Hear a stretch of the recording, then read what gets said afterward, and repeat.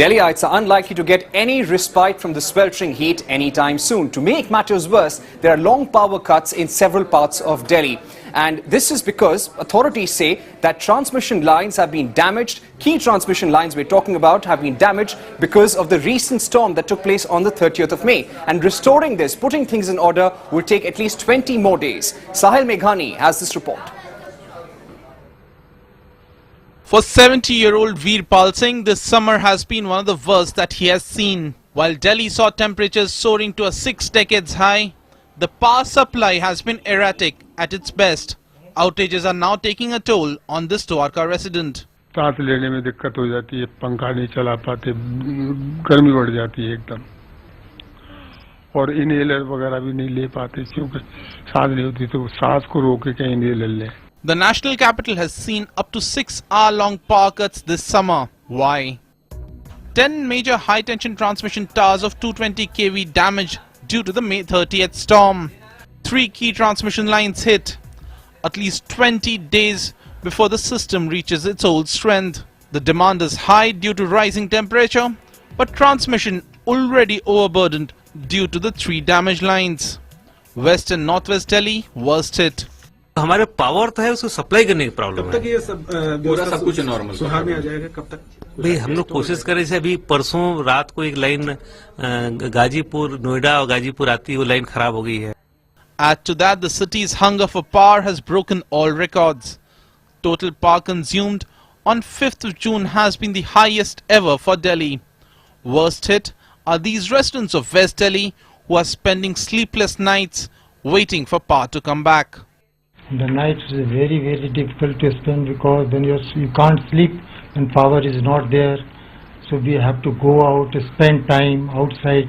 5-6 घंटे लाइट ही नहीं होती, उसकी वजह से मोटर नहीं चलती. पानी का बहुत दिक्कत होता है. हम पैसे खर्च करके बाहर से पानी मंगवाते हैं. In this sweltering heat, there is no respite for Delhiites even at homes. With officials making it clear that the situation is unlikely to improve in the coming days, the question that Delhiites are asking is, do they not deserve better? With Shubhajit Sen Gupta in New Delhi, this is Sahil Murli Meghani. In fact, Sahil Meghani is joining us from Dwarka, which is in the southwest area of Delhi. He's got some residents with him. Sahil, just tell us, we have a statement from the power department which says that the transmission has been badly disrupted because of the recent storm. Do the residents feel that this is a correct justification, or they feel this is a yearly problem and needs to be settled now once and for all? Parikshit, you answered the question. They feel that it's an yearly problem that has been occurring for many years. They are not really buying any argument. In fact, I've been speaking to residents. They say they do not even get justifications when they call up authorities to make phone calls. At night there is no electricity. At peak hours there is no electricity. I've been speaking to housewives. I've been speaking to kids. They say they are not able to do homework. People are not able to switch on their water motor, so hence they do not get water.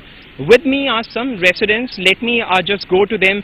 Ma'am, you were telling me about an incident when you actually complained to the authorities, and what kind of a response did you get? Well, Sahil, from past 20 days we are having this problem. Rather, this was there before also, but this year it's particularly has been very, very bad. So from past 20 days there was a lot of load shedding was going on. But you know, from past 3-4 days the load shedding hours have gone up to 6 hours, 7 hours. Right. And that's very erratic. Sometimes it goes in the morning, sometimes it's at the 8-9. Did you complain to the authorities? Yeah, so that's what I was just telling you, that yesterday night, somewhere around 11:45, there was no electricity. We just thought maybe it will take an hour or so, we'll have the electricity.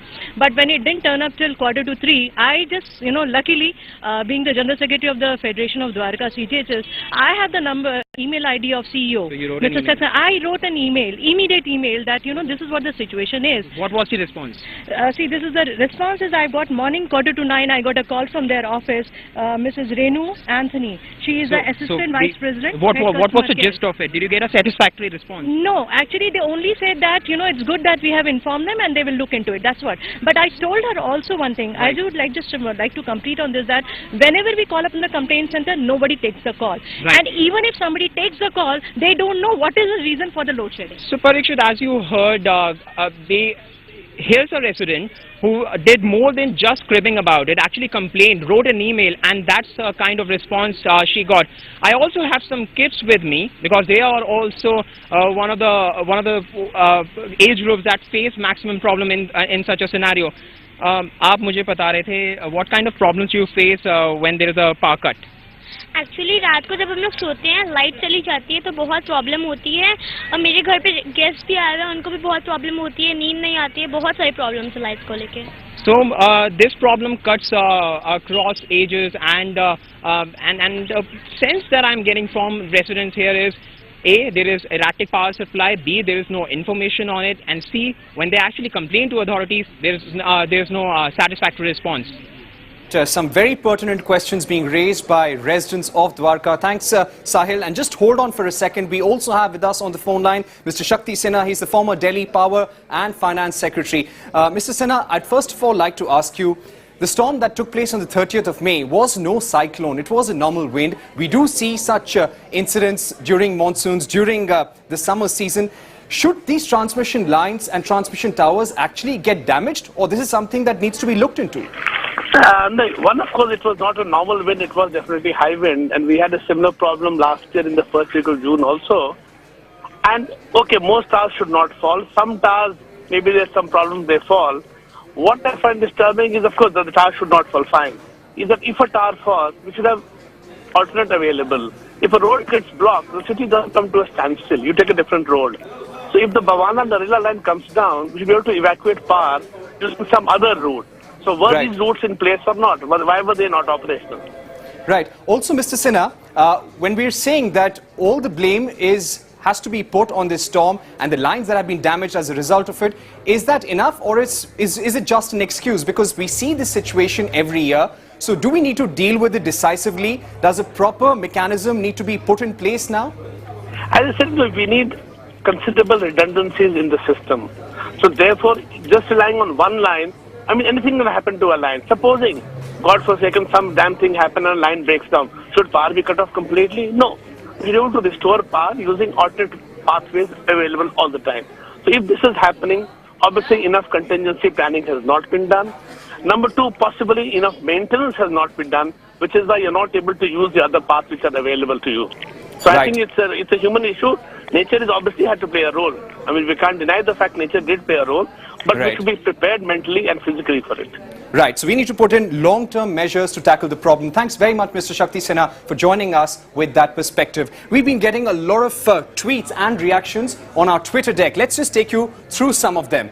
This is from Rahul Pandey. He tells us the only solution is solar power. Make it mandatory for all roofs in the city to have solar power. This is something that a lot of people have been talking about, and this indeed is a good argument. The next one is from Shashi Yadav. She tells us we need to be extra alert in saving energy. When we get it, we misuse it without thinking. We forget to realize the value. A lot of people have been saying that we need to save energy at home. The next one is from Wiki. He says, the government didn't take action on replacing old transmission lines. There is lack of power backup, and this is leading to cuts in 45 degrees temperature. Something similar to what Mr. Shakti Sinha just told us. He said long-term measures need to be put in place and proper maintenance has to be done of these power distribution lines. Anirudh, he tells us, time to share and care. Everyone should start sharing AC rooms at home. Switch off ACs after 30 minutes of cooling. Try not to exert yourself. Again, pointing out that we need to try and save energy as much as possible at home as well. So those were the reactions that have been coming in. We'll also like to thank Sahil for getting us those views from the Dwarka region of Delhi.